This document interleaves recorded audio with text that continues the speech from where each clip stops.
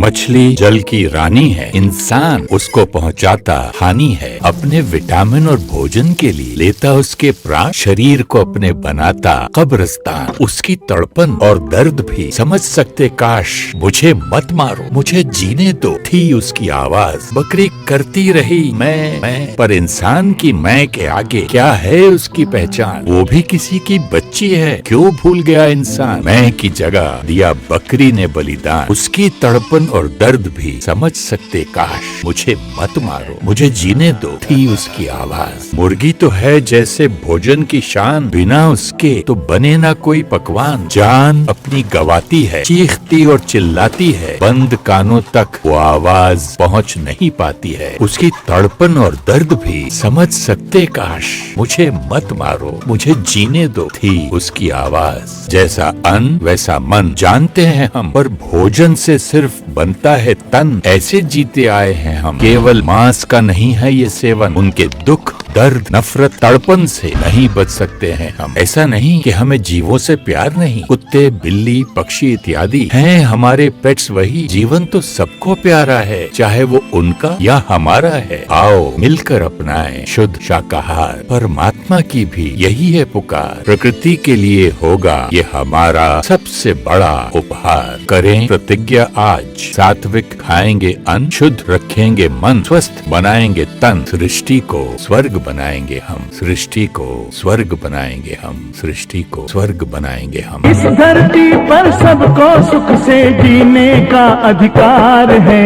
सच पूछो तो सारी दुनिया अपना ही परिवार है। हेलो, आज मैं मिली हूँ अपनी फेवरेट दीदी से और वो है शिवानी दीदी। ओम शांति नित्या। ओम शांति।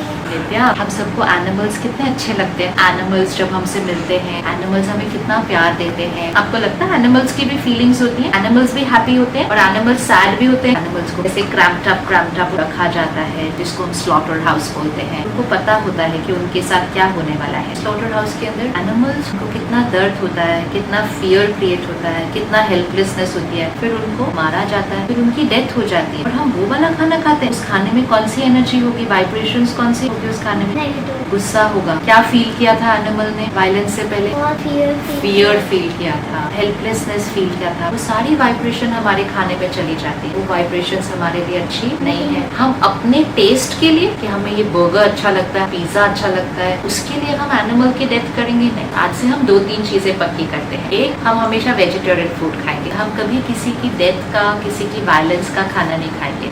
सेकेंड, जहाँ तक हो सके हम घर का बना हुआ खाना खाएंगे। घर के खाने में बहुत अच्छी एनर्जी होती है। 15 मिनट्स खाना खाना है, no phone, no TV, no screen. And fourth last thing, खाना खाने से पहले रुक के गॉड को थैंक यू करके, उसमें बहुत सारी प्रेयर्स और ब्लेसिंग्स और मेडिटेशन की पावर बढ़ के फिर हम खाना खाएंगे। डन? सिंपल। जब जानवरों को मारा जाता है तो उसके दुख, दर्द, पीड़ा, वेदना, वो सारे वाइब्रेशंस उस भोजन में जा रहे हैं और वही हम खा रहे हैं। मांस में कैल्शियम नहीं, फाइबर्स नहीं है। वेजिटेरियन डाइट में फाइबर्स होते हैं, कैल्शियम होता है, बहुत सारे विटामिन होते हैं। That is very important for the body. मांस में there is nothing but only proteins. जानवरों को पहले बहुत सारे इंजेक्शन से वो अच्छा तगड़ा बनाया जाता है, फिर उसको खाया जाता है। जो फ्रेश मांस है उसका कलर कुछ और होता है और जो अवेलेबल होता है उसका कुछ और होता है। उसमें भी वो लोग केमिकल्स डालते हैं। तो ये जो पीरियड है मांस बनना और खाना, उसमें बहुत बड़ा गैप है। And there is every chances that this meat can get infected by viruses और हमारा शरीर उसको एक्सेप्ट नहीं करता है। फिर भी हम खा रहे हैं। किसी को दुख देकर हम कैसे सुखी हो सकते हैं? हनुमान जी को बड़ा शक्तिशाली बताया गया और उन्होंने कभी मांसाहार नहीं किया। क्या हमारा ये पेट कब्रिस्तान है कि हम इसमें मुर्दों को डाल रहे हैं? 70s एंड 80s के बीच में कैलिफोर्निया में लूमा लिंडा यूनिवर्सिटी में लगभग 10,000 लोगों को सात्विक आहार खिलाया गया। इस प्रयोग का बहुत ही चौंकाने वाला निष्कर्ष था कि जिनको शाकाहारी भोजन दिया गया उनकी आयु बढ़ गई। पहले तो खाली 10,000 लोग, फिर बाद में about 96,000 people got attached to this study. Recent में कॉन्फ्रेंस हुई थी फिलाडेल्फिया में न्यूट्रिशन एंड डाइटिक्स की, उसमें ये स्टडी प्रेजेंट की गई। उसमें कहा गया है कि जो वेजिटेरियन डाइट लेते हैं उनका average life span is about 6.5 to 9.5 more than that. जो वेजिटेरियन डाइट लेते हैं उनमें ओबेसिटी कम है। और तीसरा, डायबिटीज में दवाइयां काम करना बंद कर देती है, जिस बॉडी में इंसुलिन रेजिस्टेंस होता है। तो ये इंसुलिन रेजिस्टेंस वेजिटेरियन लोग में बहुत कम होता है। ऐसा बहुत सुंदर रिसर्च नॉन वेजिटेरियन डाइट के ऊपर और शायद कभी हुआ ही नहीं। Food is not just nutrition for the body. Food food is vibrations, it's energy. So if I want to have a sattvic mind, I will have to have sattvic food. I cannot have a tamasic food and say I want a sattvic mind. So I want divinity, purity, peace, happiness, but I'm consuming food which has violence and death. So it just will not match. This is also an experiment that we can do. Why spirituality and science go hand in hand? Because both say experiment. They don't say believe. When you get the experience, that's truth for you. Till you don't get the experience, don't believe it. So keep experimenting, but don't reject without experimenting. We just have to pause for 30 seconds and ask ourselves, what are the emotions that animal go through in the slaughterhouse? Hatred, anger, resentment, fear, hurt, pain, helplessness. This is an emotion of the animal for many days in the slaughterhouse. And after these spectrum of emotions comes violence because the animal is killed, and then death. After all this, it comes in our plate and we say proteins and health. Just does not match. Just does not match. किसी भी आत्मा के शरीर को उससे छीनना, उसे काटना, मारना,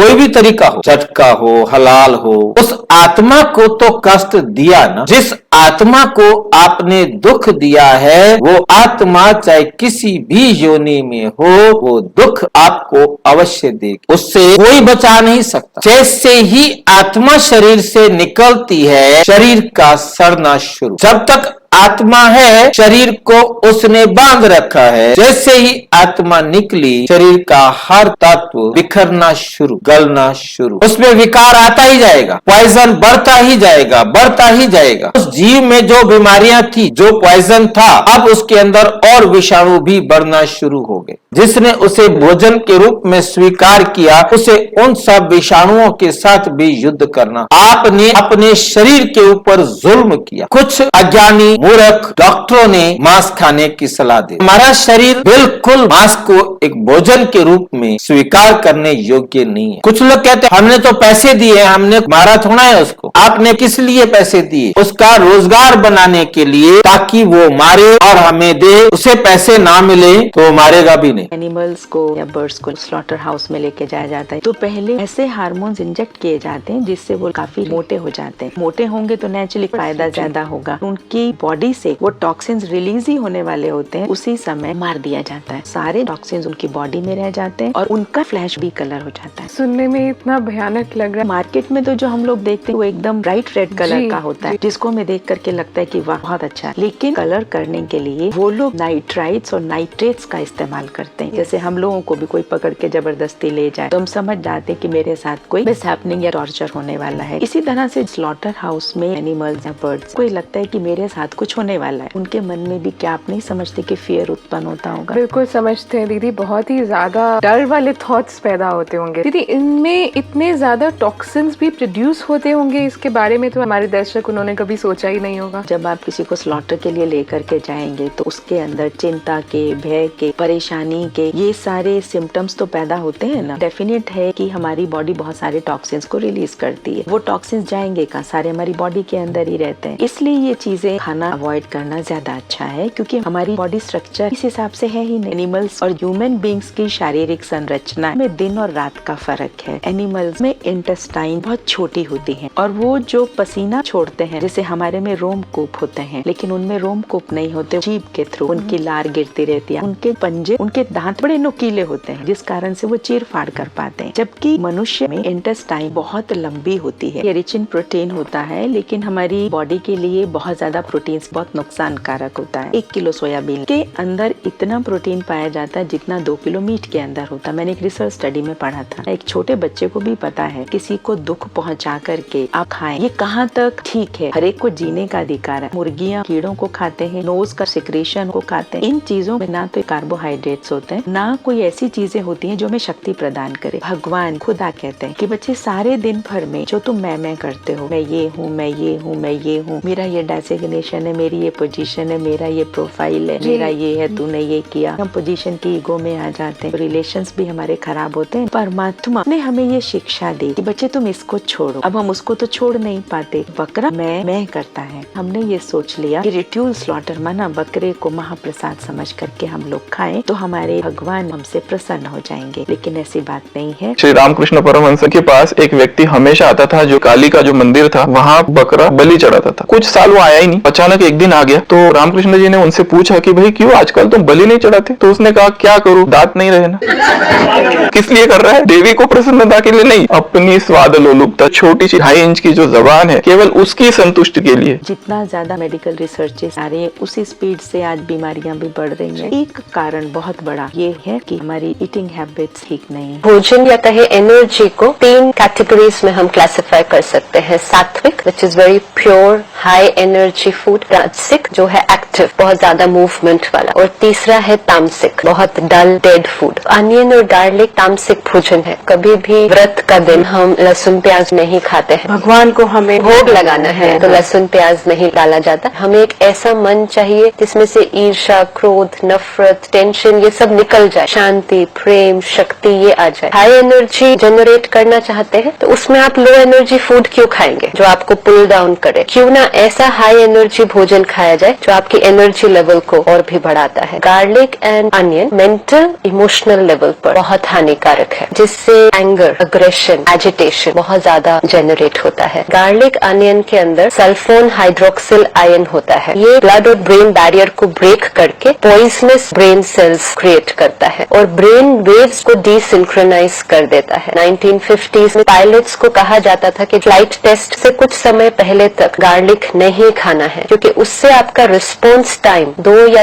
3 गुना बढ़ जाएगा। Bob deck EEG machine manufacture करते थे जिनके ऊपर वो ईईजी करते थे। अगर वो लंच में गार्लिक खाकर फिर आते थे, EEG wave used to be different, इसलिए उनको कहा जाता था कि आपको गार्लिक नहीं खाना है because it desynchronises the brain waves. Reiki के दौरान भी ये कहा जाता है कि जो रेकी दे रहा है और जिसको रेकी दी जा रही है वो गार्लिक और अनियन से परहेज होना चाहिए। पर्सनली मेरे को ऐसा लगा 25 वर्ष पहले जब मैंने एक जानवर को कटते देखा, तड़पते देखा, कि मैं कहीं ना कहीं इसका कारण हूँ क्योंकि मैं ले रहा हूँ, इसीलिए इसकी जान पर इस तरह की आफत है। जब शाकाहारी पे इंसान शिफ्ट करता है तो शुरू में थोड़ा सा अजीब लगता है कि अरे वो स्मेल्स नहीं है, लेकिन वो स्मेल्स बुरी लगती हैं क्योंकि आपके शरीर की केमिस्ट्री बदल जाती है। इस ईश्वरीय विश्वविद्यालय में हम बहुत बहुत बहुत ज्यादा अटेंशन इस पर रखते हैं कि जैसा अन्न वैसा मन और जैसा मन वैसा अन्न। जिस मन की स्थिति में खाना बनाया जाएगा वो सारा अन्न का वाइब्रेशन बन जाएगा और फिर वो अन्न जो जो खाएगा वो उसकी मन की स्थिति का वाइब्रेशन बन जाएगा। प्रसाद वो नहीं होता सिर्फ जो धार्मिक जगह पर मिल रहा है, प्रसाद वो होता है जो धार्मिक स्थिति में बनाया गया है। जब हम बाहर खाना खाते हैं, the energy into the food is for profit, money is the vibration of the food. आप खाओ मैं कमाऊं। जितना हम धन के लिए कमाया हुआ खाना खाएंगे उतना हमारे जीवन में धन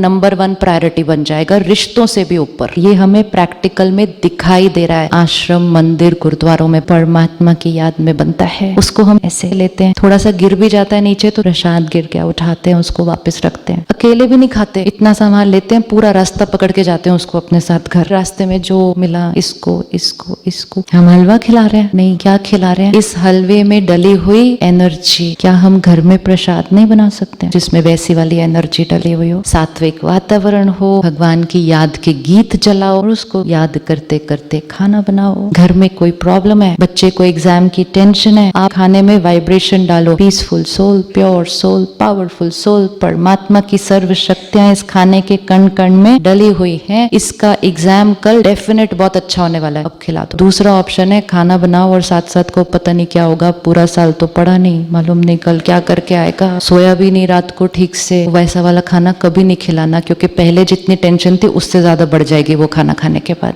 कभी भी आपका मन परेशान हो, कुछ अजीब अजीब ख्याल आ रहे हो, जो आपके जीवन में प्रॉब्लम नहीं चल रही हो, रुकना और चेक करना मैंने आज किसके हाथ का बना हुआ खाना खाया था। जो आपके लिए खाना बनाते हैं अगर उनको आपने डांटा तो आपको पता है वापस किसके पास आएगा वो। इस ईश्वरीय विश्वविद्यालय में एक बहुत सुंदर प्रोजेक्ट चल रहा है आजकल, यौगिक खेती। खेतों में जाकर मेडिटेशन करते हैं भाई बहने। गवर्नमेंट इस प्रोजेक्ट को इवैल्यूएट कर रही है कि इसका क्या रिजल्ट निकल रहा है। उसमें कोई केमिकल नहीं, फर्टिलाइजर नहीं, ऑर्गेनिक फार्मिंग नहीं है, सिर्फ ऑर्गेनिक वाइब्रेशन से बनाई हुई चीज बनती है। जो निकल के आती है ना चीज उस खेत से, उसका साइज अलग बन रहा है, उसका टेस्ट अलग आ रहा है, क्वालिटी अलग आ रही है और ये साइंटिफिकली प्रूफ किया जा रहा है। एक पौधे को बहुत प्यार से बात करते करते पानी दीजिए और एक को सिर्फ ऐसे ही पानी दे दीजिए, फर्क हो जाएगा। दोनों में करके देखना है सिर्फ। जैसा अन्न वैसा मन, ये बहुत बहुत पावरफुल चीज है। अन्न के थ्रू किसी के भी मन को शांत किया जा सकता है। इस धरती पर सबको सुख से जीने का अधिकार है। सच पूछो तो सारी दुनिया अपना ही परिवार है।